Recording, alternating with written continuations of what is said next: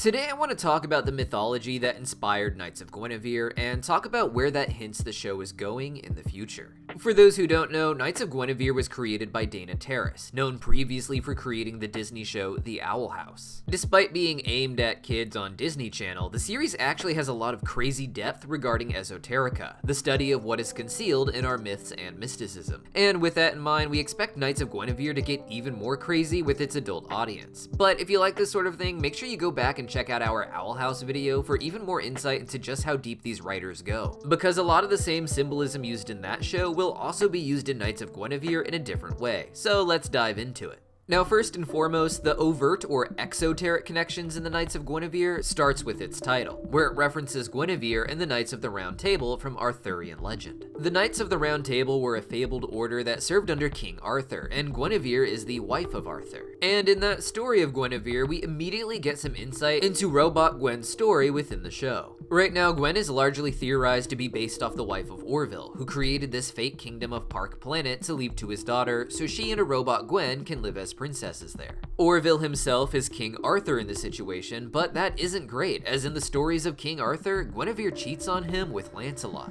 To some fans, this just inspired the symbolism in the show, hinting at the idea of Gwen not wanting to be a princess at the theme park and having the intense desire to escape and make it into the world below. However, others think this has more to do with the woman who inspired Gwen in the show, which fans theorize to be Orville's wife and Olivia's mother. This figure hasn't appeared in the show, however, she is in a photo above Olivia's bed in her room. The only problem is, unlike Olivia's face or her father's face, the mother's face is obscured. That being said, some fans think that if you stare at the blurry image long enough, you can see the vague outline of big hair poofs similar to Guinevere's, inspiring the design for the android maybe. The big theory in general is that this woman died when Olivia was young, and Orville had the Guinevere android built as a sort of replacement mother for Olivia, but the truth may be even darker than that. In the story of King Arthur, Guinevere has an affair with another knight, Sir Lancelot, who she is deeply in love with.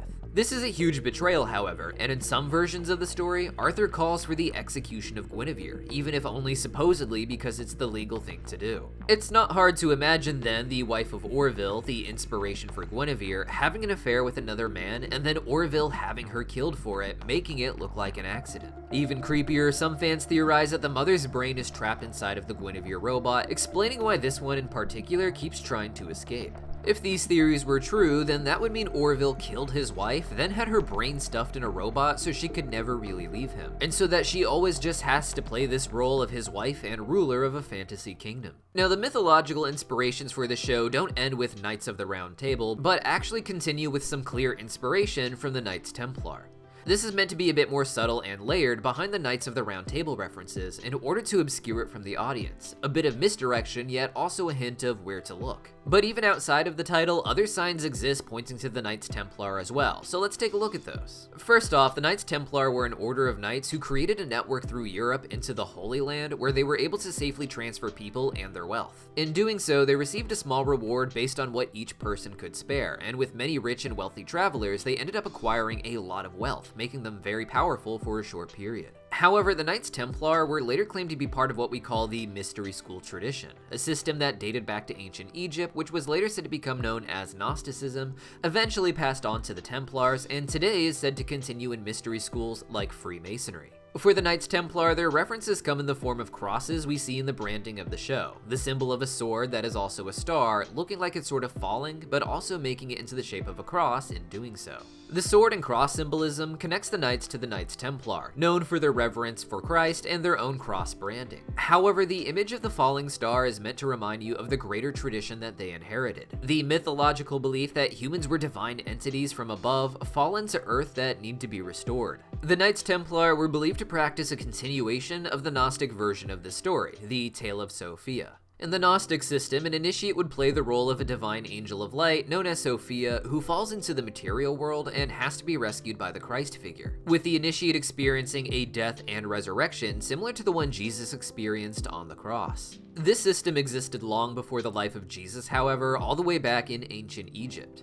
Here, the same story played out with Osiris, who died, but who had a momentary resurrection that, like Jesus, led to him ascending to be the god of the spiritual realm in the afterlife. However, another perhaps more subtle symbol in the show is the mysterious O and A type symbol we see throughout the pilot. This is most obvious in the machine designed to repair Guinevere. This machine itself is a circle, but the way we see it with a light laid over it makes it look like an A within the circle. Now, for those who think this is just a visual coincidence, they use the exact same lighting and shape for the portraits the characters are placed in during the flashbacks in the pilot. The circular frames with a light shining over them to make the perfect A. This symbolism is used covertly in shows to allude to Freemasonry, which has entire divisions using the titles and symbolisms of the Knights Templar for its ceremonial initiations. The O and the A became a common way for writers and stories to allude to this entire history through Freemasonry, as the O and the A is made using the same tools found in the Freemasonic logo. The O is a shape made perfectly with a tool called the compass, which is meant to draw a perfect circle. The A, meanwhile, is made with the sides of the square, though others also present the OA as being the circle drawn by the compass, with the compass then laid down over it to make the shape of the A. Regardless, in the show, this O-shaped machine with its A-shaped lighting is used specifically to repair Gwen, as we said, the robotic version of a death and resurrection, as discussed with the Gnostic and Egyptian versions of this initiation ritual. And seriously, for those who think this is a coincidence, it's not just this show where this happens. Brad Pitt is famously obsessed with Freemasonry and produces shows that specifically reference this O and A. You can see this specifically with his Netflix series, The OA, where the main character is trapped in a 5-sided prison, the same shape as the altar used by the Order of the Eastern Star, the female Masons, with the entire story being about how she has to go through a series of deaths and resurrections. After this show was canceled by Netflix, Brad Pitt produced another show called Outer Range, where you can see the O and A symbolism right in the title, with the show having the same sort of esoteric narrative but in a different form. The point is that this is a well-established pattern, it's just not often noticed. But what does this mean for the Knights of Guinevere? Well, one way or another, these spiritual themes all influence the idea that Gwen isn't just some robot. She isn't a malfunctioning robot with a rogue code, but according to Frankie, she shouldn't even be able to scream. What Gwen has is actual will, and it's the same reason she's trying to escape. In the Gnostic story of Sophia, a divine angel is trapped in human form by being a small piece inside of all of us, with Jesus and Sophia's goal being really to rescue everyone who is trapped in a form that doesn't feel right to them. This is a strong parallel to the other characters in the show like Andy and Frankie, who are trapped in this world where the true versions of themselves are suppressed by this big capitalist organization. All of these characters are going to be liberated in one way or another by the end of the series. At least that's how you hope with these sorts of inspirations. Dana Terrace's previous show, The Owl House, was an esoteric masterpiece that gave her take on what the spiritual reality of our world is. So if you like these sort of themes that are just barely being explored in this video, please check out our video on The Owl House. It's a 45-minute deep dive where we go really big into the roots and origins and connections of these different stories and what they really mean. And apparently some of you are even checking out all 3 seasons of the show in order to just get to our video and see our breakdown of it, so that's really nice to see in the comments. If you're still here, hopefully you're cool, cause it's the part of the video where I shout out our Discord server.